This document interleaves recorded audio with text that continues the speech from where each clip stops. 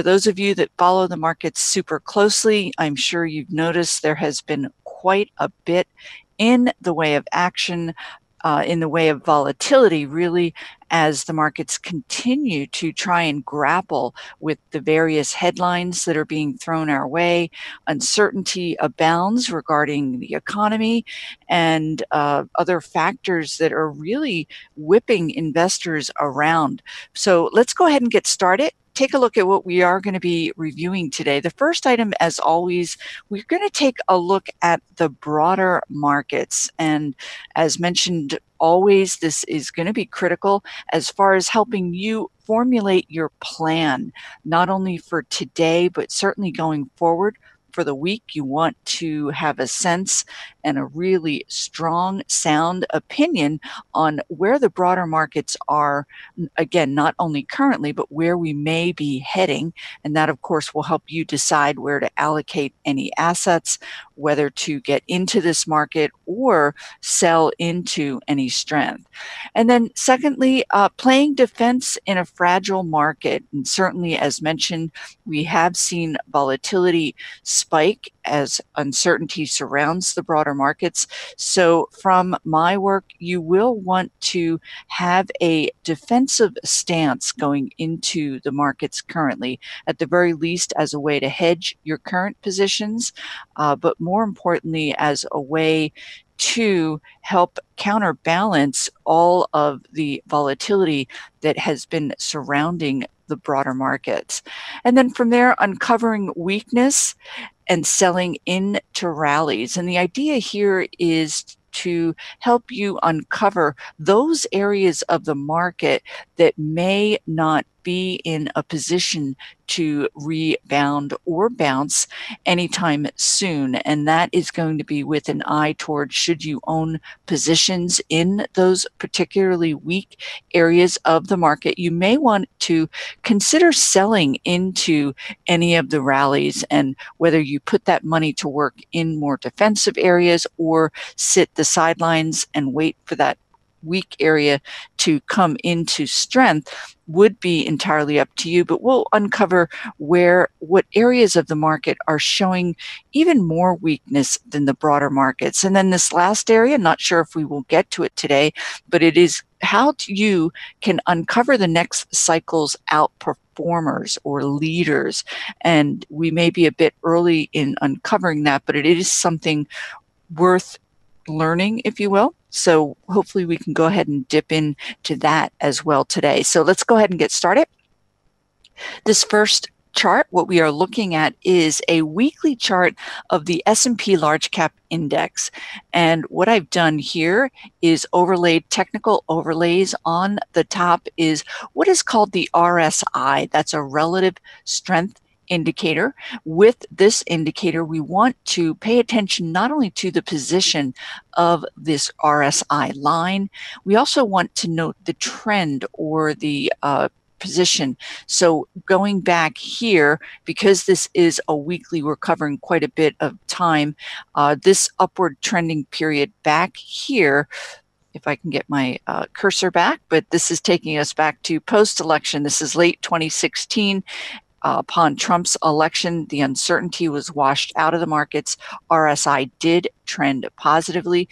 Down below, I have what are called stochastics, and these also are a momentum indicator. You want to pay attention again to the slope of that stochastic, also to the position of it relative to this dashed line, as well as these outer lines. So going into the 2016 election, the stochastics were heading downward.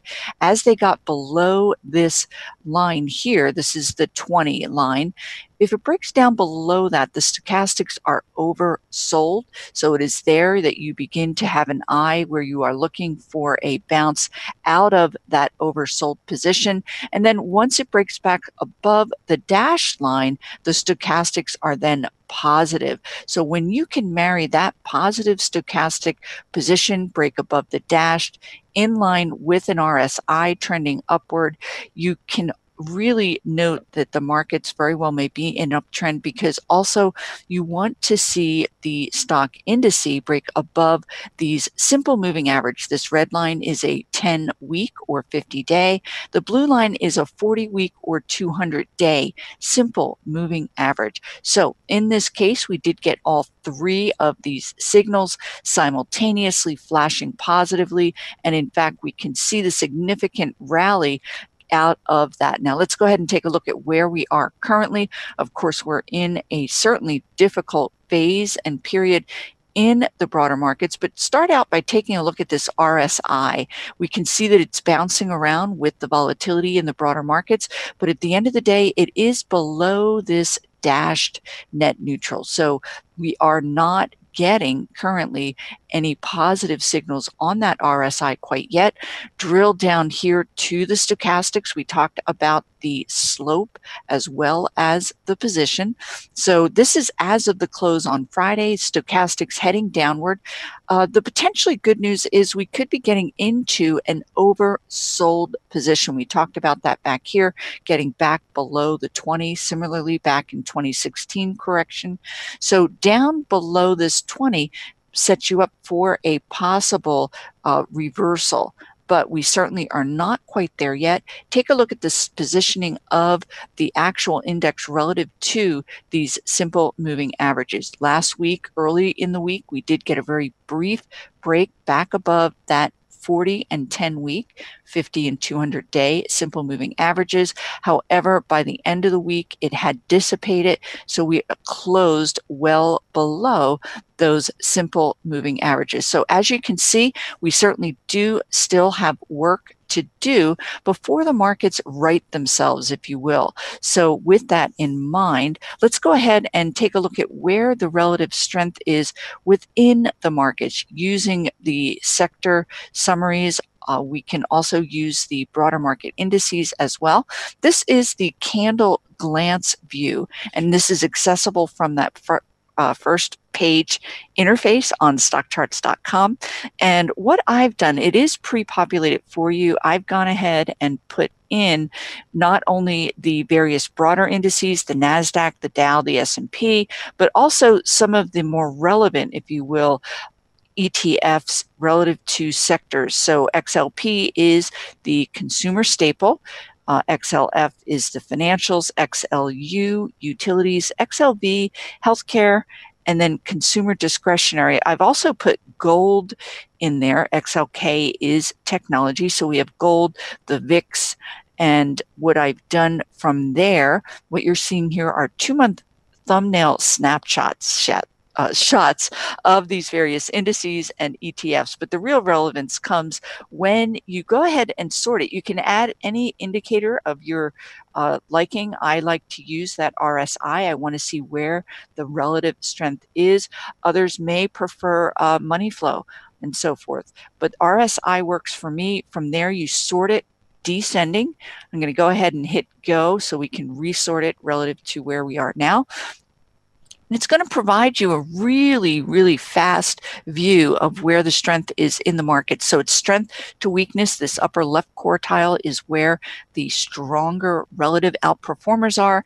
And then as we drill down to the far right, we get into those weaker areas. So take a quick look here. We can see that gold is and has been moving up into the forefront. We've seen money flows into gold stocks. I will be reviewing that later as we get into areas that you can utilize as defensive plays. XLU is the next, and as many of you may know, this is the utility ETF, and utilities often acts as a proxy to bonds, has everything to do with the yields that these utility providers do offer, and the VIX. So we can see the VIX is up today. Again, it's up another 5%.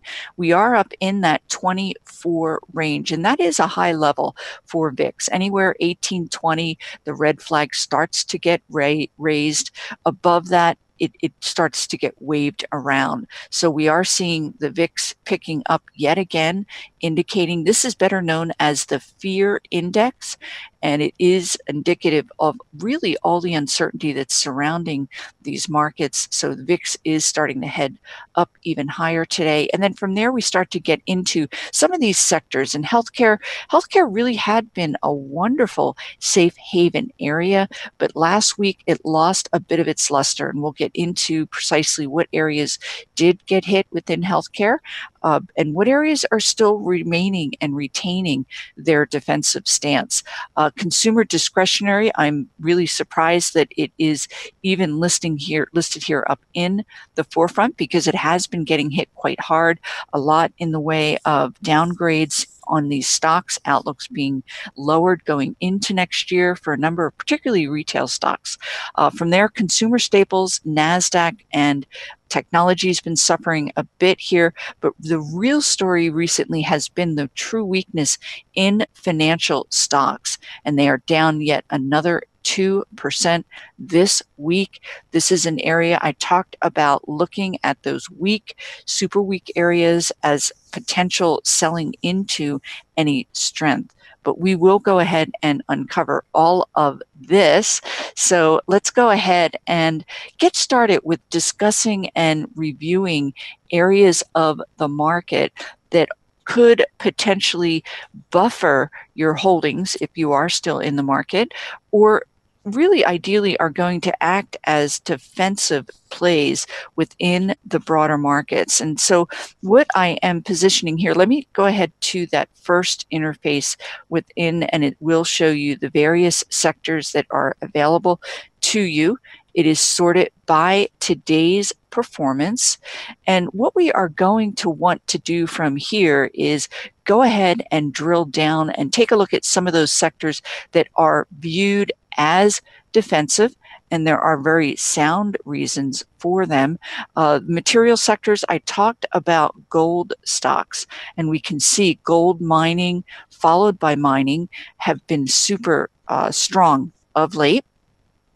One way you can tell that is we're looking at the intraday interface. I'm going to go ahead and pull up the 1 week. And here you can see that given last week, the broader markets were down well over 4%, in some cases 5%. The gold mining stocks were up 2.73%. And we can even go back further to a 1 month, and they've been up actually over 6% over that time period. So let's go ahead with that in mind, looking at relative strength and relative outperformance. We can go ahead and drill down into these gold mining stocks. And before we do that, I wanted to give a little bit of backdrop as far as gold. Oftentimes gold can be viewed as a safe haven, as an area of the markets that you can flee to when the broader markets are suffering. However, there is an even equally powerful dynamic that is going on with gold, because gold also has a seasonality and period in the markets when it is going to have positive returns. And for gold stocks, it is in January. In fact, over the past 2 years, the best performing producers of gold have returned as much as 40% during January. And there's a very sound reason for that. It's because it's linked to demand out of Asia. Giving gold as gifts is very, very customary during the Chinese New Year. So you will see these gold stocks pick up beginning in December as a way to get ahead of that into the January period. So the return possibilities are really quite strong. The cumulative gains between not only just January, but into February since 2009 would have been about 35%. This is according to Bloomberg. So all relative and good information, but how does an individual participate in that and uncover stocks that could potentially benefit from that? This first interface, what I'm going to be doing here is sorting these gold mining stocks by this scooter, SCTR. Now, SCTR is a wonderful metric. It is primarily technically driven, but it is going to put you in front of those better performing stocks, and this is going to be within any industry grouping.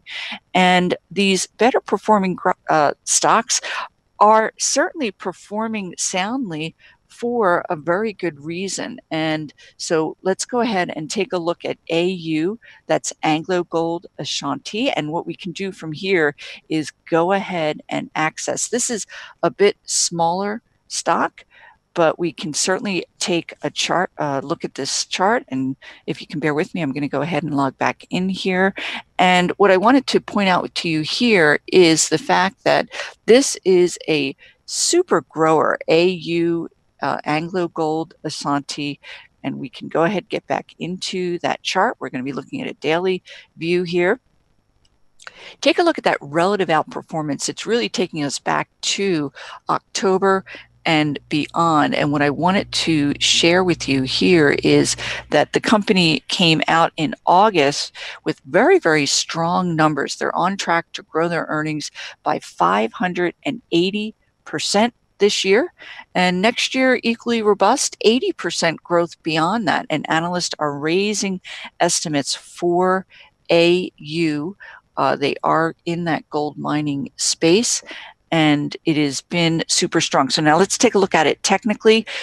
For those of you that look at, I overlaid the RSI here as well as those simple moving averages, and we can see that the RSI is really quite strong, trending upwardly above that dashed net neutral. MACD is another wonderful indicator. You want the MACD to be above 0, trending upward. We've had the black line up through the red. That is positive. And also you can see that AU is poised to break out of a very long base. This is about a 10-month base. I'll pull up the weekly. We can get a better view. It is a bit extended here. You can see how far away it is from this 10-day simple moving average. So certainly on any type of pullback, this could be an ideal candidate. So looking at the weekly, I'm pointing out to you here that break out of this base, and that is another very bullish occurrence that will help propel this particular stock higher. So let's go ahead back and look at our sorting again. Hopefully we can get back to that listing, and I'll show you how you can get into that sector summary from that initial interface page. We're going to go back to materials, sort it. The gold miners is what we wanted to look at.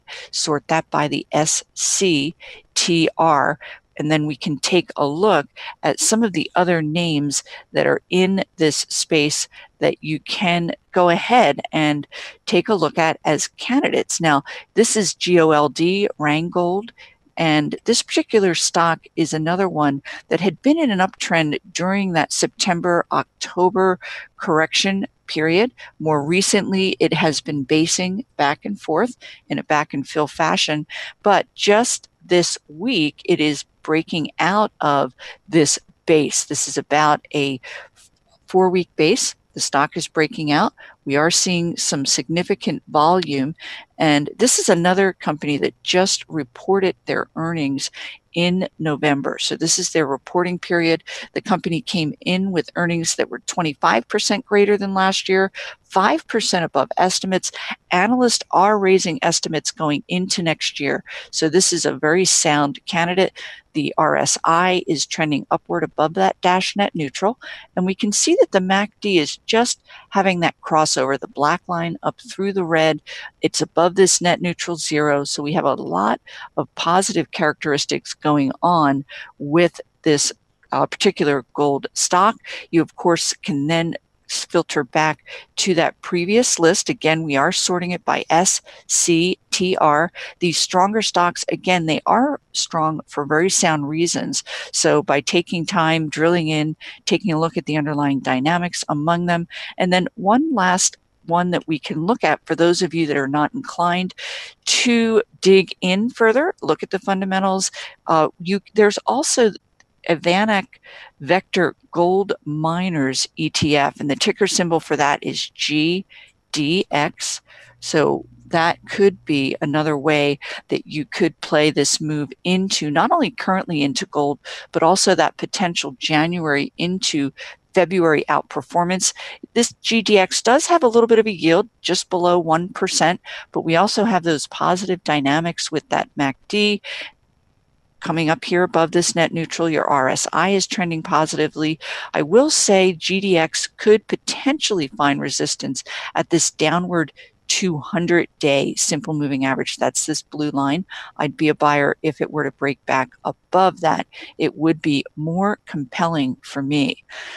So let's go ahead and we can take a look at another area in the broader markets that is getting money flows. It is viewed as defensive, and I will share with you how you can go ahead and get into that grouping. Here we are back at that sector summary that you can get from that first initial page on StockCharts.com. This is sorted again by performance, but because we want to take a look at REITs, these real estate trusts that are providing nice yields, we go ahead to that real estate sector. And what this will do is then provide you with not only these various REITs. So for those of you not familiar with REITs, let me just go ahead and very briefly explain them to you. REITs are real estate investment trust, and what these companies do, depending on what space they are in, they lease, they actually purchase buildings or residential properties, and then in turn lease the space. And that rent that they are collecting on their real estate generates income. And because they are set up as a REIT, they're mandated to pass through 90% of their income to shareholders. So this is payable to you as a dividend. So these stocks can be really super interesting. They are broken down by groupings. Mortgage, diversified are going to be various buildings, specialty, residential, and so forth. This is another area where you can get your arms around relative outperformance, because you can see hotel and lodging REITs really are not as outperforming as some of these what are called diversified REITs. So within REITs, you want to pay attention to outperformance, relative outperformance, because again, there will be very sound reasons. This particular stock, the first one, STOR, is one that I've mentioned on this show in the past, but let's go ahead and take a look at the chart. STOR is the sole REIT that Warren Buffett has in his Berkshire, or actually not Berkshire, in his portfolio. He did purchase it about 18 months ago, but as a long-term investor, it is still a holding within his portfolio. We can take a look at the stock, particularly last week. It broke out of this base. So STOR is a storage REIT where they have buildings that provide storage for excess goods, if you will. And the company has a 4.3% yield. And we can see those positive characteristics with this RSI trending upward, MACD upward. So very sound reasons for this particular company and stock to be outperforming. Again, you are getting that nice yield.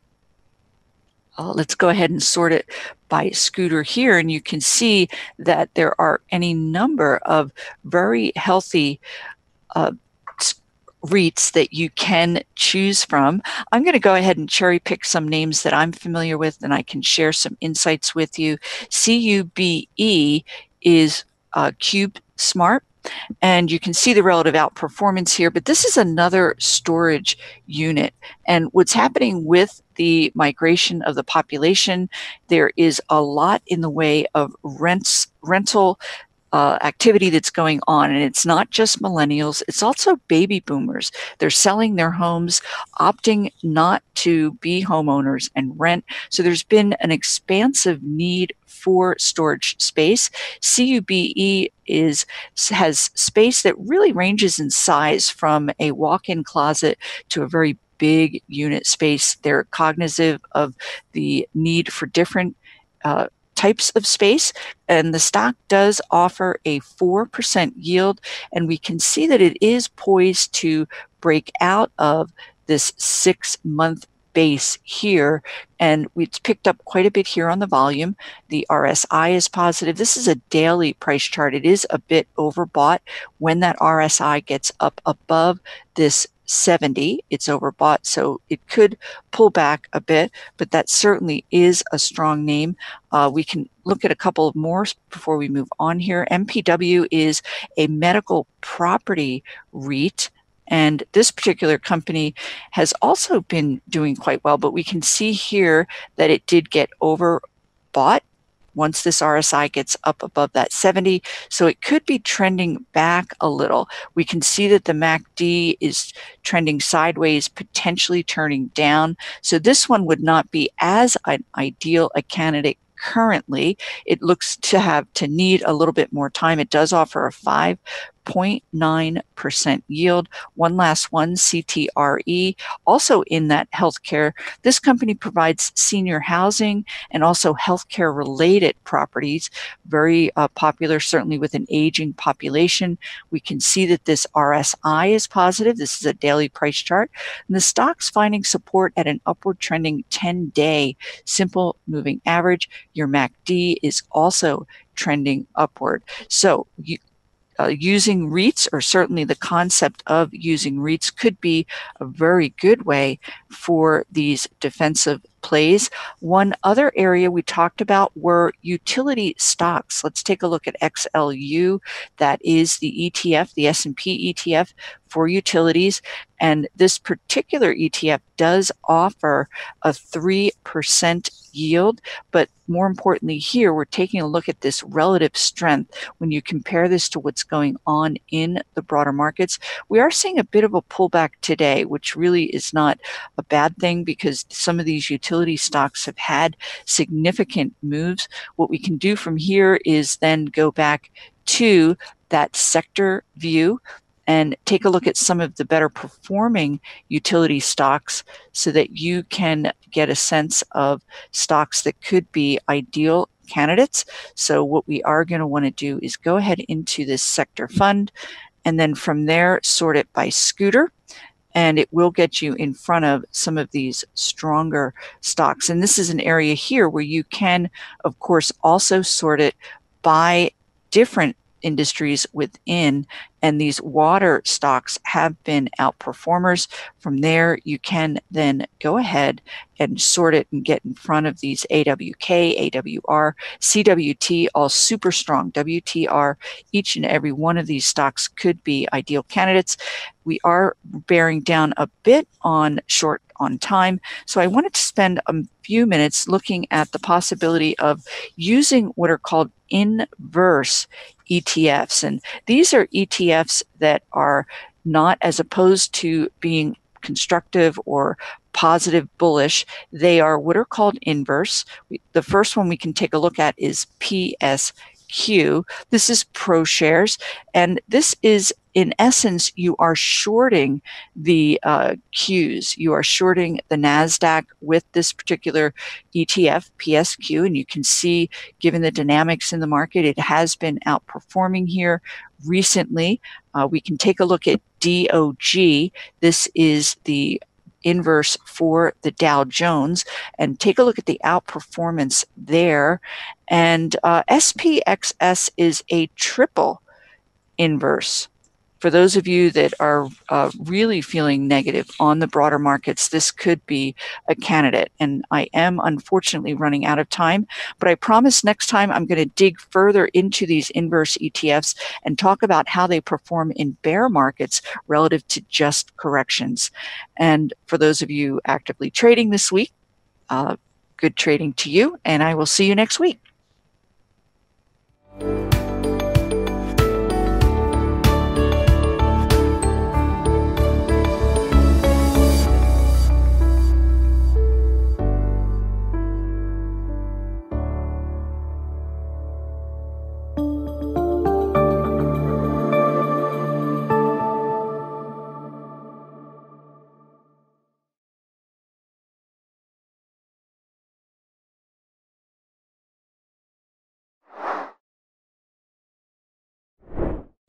Here's how to put a simple line on your chart without using the annotation tool. Let's say we want a line in here at 47.50. You can just drop down here into the overlays, pick horizontal line, add the price point, 47.5, and we're going to use a red line We're going to make it solid and thick and hit update, and that blasts it into the middle of your chart.